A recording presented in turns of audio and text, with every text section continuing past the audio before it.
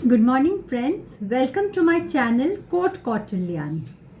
In my series of discussing cases in story form, today I will be presenting the case of Aluri Venkata Rama versus Aluri Thirupathi Rao and others in a story form again. So I have captioned the case as Story of a Struggle for Justice. So let's start the story. Once upon a time in Andhra Pradesh, a woman named Aluri Venkata Ramana married Aluri Thirupathi Rao in the year 2005. Like many women, she hoped her marriage would bring happiness, respect, and love. But things took a painful turn.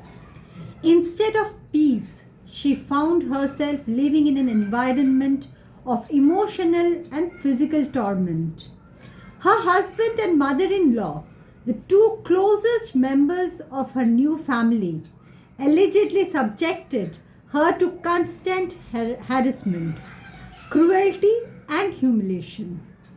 Her world grew darker every day, and the suffering continued for years. Seeking justice in 2017, Venkata Ramana could no longer bear the abuse. With courage, she filed a complaint against her husband, mother-in-law, and 4 other family members under Section 498A of the Indian Penal Code, a law that protects married women from cruelty by their husbands or in-laws. The police registered an FIR and launched an investigation. But as the process unfolded, the police found substantial evidence only against the husband and mother-in-law. The others were dropped from the charge sheet. Still, even that was progress. Venkata Ramana now had a chance to prove her truth in court. But a twist in the tale came. However, her fight hit a major roadblock when her husband and mother-in-law approached the Andhra Pradesh High Court, seeking to have the case quashed, claiming that since there was no demand of dowry, no offence under Section 498A could be made out. To her dismay, the High Court accepted that reasoning and quashed the criminal proceedings.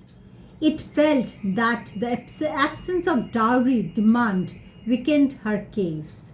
Venkata Ramana was devastated.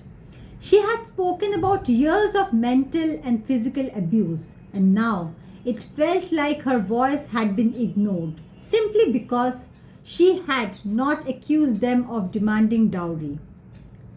So, Supreme Court steps in. Determined to seek justice, she approached the Supreme Court of India. The bench, led by Justice Vikram Nath and Justice Prasanna B. Vadale, listened carefully. They asked a vital question: must there be a demand for dowry to establish cruelty under Section 498A? Their answer was a firm no. The court explained that Section 498A deals with 2 forms of cruelty. One related to grave physical or emotional suffering, and the other related to harassment over dowry. The two are independent. This means that even if no dowry is involved, a woman still has protection under the law if she faces cruel and inhuman treatment. The final judgment. The Supreme Court concluded that the High Court made a legal error. It should have examined the full context, especially the allegations of physical and mental cruelty, instead of dismissing the case on the narrow ground of dowry. And so, the apex court allowed the appeal, set aside the High Court's decision, and ordered that the trial against her husband and her mother-in-law must proceed. What is the message of the story? This case is a powerful reminder that a woman does not need to show dowry harassment to claim protection under Section 498A.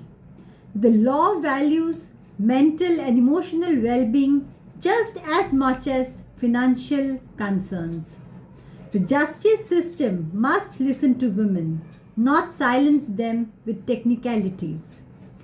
Aluri Venkata Ramana's courage ensured that her truth was heard, and in doing so, helped clarify the law for countless others like her. So, I have ended the story here. I hope you liked the story. If you would want me to present many more such cases in story form, then do subscribe to my channel, because that is what motivates me to make videos on cases. So subscribe and put like to my video. Thank you in advance. Thank you.